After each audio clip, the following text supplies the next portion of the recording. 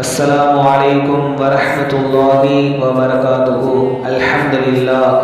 அல்லாஹ்வுடைய மாபெரும் கிருபை ஹஜ்ஜுடைய கடமையை நிறைவேற்றுவதற்காக உலகின் எல்லா பகுதிகளிலிருந்தும் ஹாஜிமார்கள் தங்களுடைய கடமையை நிறைவேற்றுவதற்காக தயாராகி கொண்டிருக்கிறார்கள். அல்ஹம்துலில்லாஹ்.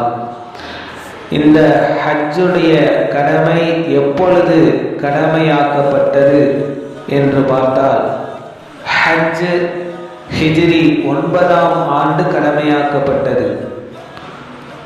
அதே ஆண்டு ரசூலுல்லாஹி ஸல்லல்லாஹு அலைஹி வஸல்லம் அவர்கள் ஹஸரத் அபூபக்கர் ரலியல்லாஹு அவர்களின் தலைமையில் 300 சஹாபாக்கள் கொண்ட ஒரு குழுவை ஹஜ்ஜுக்கு அனுப்பினார்கள்.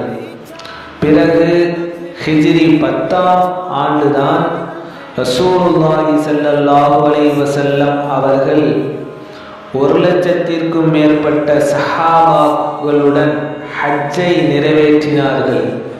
அதற்கு ஹஜ்ஜத்துல் விதா, பயண விடை பெறும் ஹஜ் என்று கூறப்படும்.